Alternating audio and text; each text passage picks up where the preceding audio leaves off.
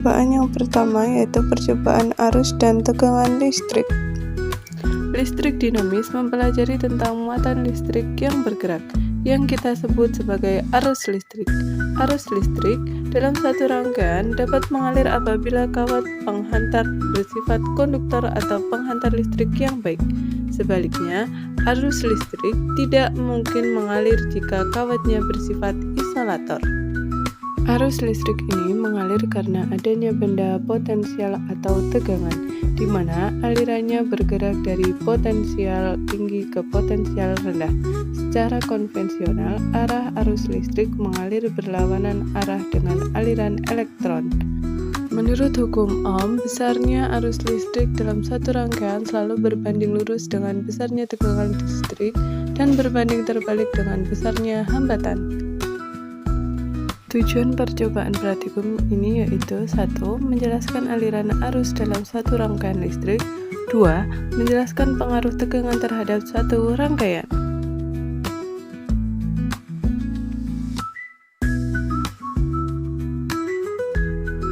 Langkah percobaan: susunlah 3 buah baterai secara seri, buatlah gambar rangkaiannya, hubungkanlah kabel merah pada kutub plus dan kabel hitam pada kutub min. Salah satu ujung kabel dipasangkan bola lampu jika lampu menyala, menandakan adanya aliran arus listrik dari kutub plus menuju kutub min. Kemudian tentukan semua jenis bahan yang telah disediakan, apakah termasuk konduktor. Catat hasilnya pada tabel pengamatan. Yang pertama, pada kawat besi. Pada kawat besi, ternyata lampunya menyala karena kawat besi dapat menghantarkan listrik atau konduktor. Yang kedua, kawat tembaga. Pada kawat tembaga ternyata lampunya juga menyala karena kawat tembaga dapat menghantarkan listrik atau konduktor. Yang ketiga, sendok perak. Pada sendok perak ternyata lampunya juga menyala karena sendok perak dapat menghantarkan listrik atau konduktor. Yang keempat, kayu. Pada kayu ternyata lampunya tidak menyala karena kayu tidak menghantarkan arus listrik atau kayu bersifat isolator. Yang kelima, karet penghapus. Pada karet penghapus ternyata lampunya tidak menyala karena karet penghapus tidak menghantarkan arus listrik atau bersifat isolator. Yang keenam, grafit atau mata pensil. Pada grafit atau mata pensil lampu menyala. Hal ini menunjukkan grafit merupakan benda yang bisa menghantarkan arus listrik atau bersifat konduktor. Yang ketujuh, kertas. Pada kertas ternyata lampunya tidak menyala karena kertas merupakan benda yang tidak menghantarkan arus listrik atau isolator. Yang kedelapan, tas plastik. Pada tas plastik lampu juga tidak menyala karena tas plastik merupakan bahan yang tidak menghantarkan arus listrik atau isolator. Yang kesembilan, air keran. Pada air keran ternyata lampunya tidak menyala karena air keran merupakan bahan yang tidak menghantarkan arus listrik atau isolator. Yang ke-10, air garam. Pada air garam ternyata lampunya menyala. Artinya, air percampuran garam dapat menghantarkan arus listrik. Jadi, air garam juga bersifat konduktor. Kesimpulannya, agar arus listrik mengalir, kita memerlukan kawat penghantar yang bersifat konduktor. Bahan yang menghantarkan arus dinamakan konduktor, sedangkan yang tidak menghantarkan arus dinamakan isolator. Dari hasil percobaan, bahan yang termasuk konduktor yaitu kawat besi, kawat tembaga, sendok perak, grafit atau mata pensil, dan air garam. Sedangkan kayu, karet penghapus, kertas, tas plastik, dan air keran termasuk isolator.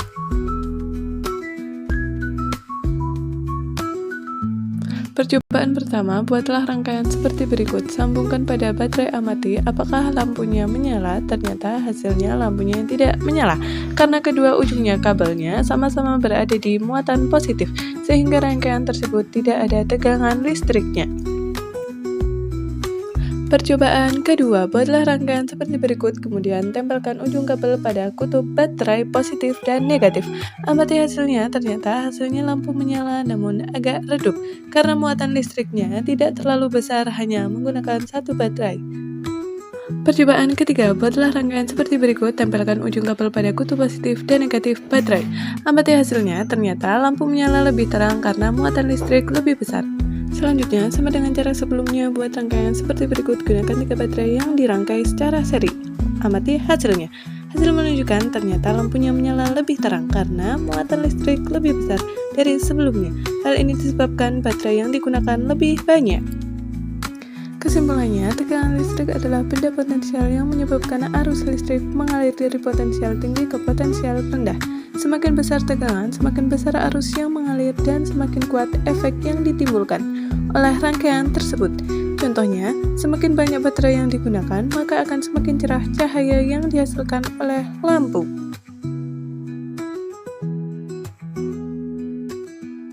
Tujuan percobaan yang pertama menunjukkan adanya muatan listrik pada suatu benda akibat yang timbul dari sifat muatan. Yang kedua, memperlihatkan adanya gaya elektrostatika dua buah benda bermuatan.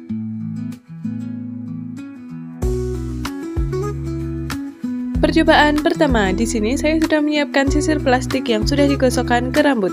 Kemudian kita lihat apa yang akan terjadi bila didekatkan dengan potongan kertas. Pada potongan kertas terlihat tertarik oleh sisir plastik karena adanya muatan listrik, namun akan kita amati apabila didiamkan beberapa saat. Apakah ia masih bisa menarik potongan kertas? Setelah saya amati, beberapa menit sisir plastik tidak bisa menarik potongan kertas karena daya listrik sudah habis. Percobaan selanjutnya yaitu pada bola pingpong. Yang pertama, pada bagian kiri kita akan menggosokkan dengan kain wol, pada bagian kanan digosokkan dengan kain wol juga. Akan terjadi gaya tolak-menolak. Yang kedua, dari kiri digosok dengan wol dan kanan digosok dengan plastik. Gaya yang terjadi adalah tarik-menarik. Yang ketiga, dari kiri digosok dengan wol dan kanan digosok dengan nilon. Gaya yang terjadi adalah tarik-menarik. Pada bagian kiri digosok dengan plastik dan kanan digosok dengan wol, gaya yang terjadi adalah tarik-menarik. Bagian kiri digosok dengan plastik dan bagian kanan digosok dengan plastik juga, gaya yang terjadi adalah tolak-menolak. Pada bagian kiri digosok dengan plastik dan bagian kanan digosok dengan nilon, yang terjadi adalah tarik-menarik. Selanjutnya, pada bagian kiri bola pingpong digosok dengan nilon dan bagian kanan digosok dengan wol, gaya yang akan terjadi adalah tarik-menarik. Pada bagian kiri digosok dengan nilon dan bagian kanan digosok dengan plastik, gaya yang akan terjadi adalah tarik-menarik. Yang terakhir, bagian kiri digosok dengan nilon dan bagian kanan digosok dengan nilon, gaya yang akan terjadi adalah tolak-menolak. Kesimpulannya yaitu, berdasarkan pengamatan yang telah dilakukan, dapat disimpulkan bahwa 1. Cara sederhana untuk memperoleh benda bermuatan listrik salah satunya adalah dengan digosok. 2. Benda yang memiliki muatan listrik sejenis akan menghasilkan gaya tolak-menolak. 3. Benda yang memiliki muatan listrik tak sejenis akan menghasilkan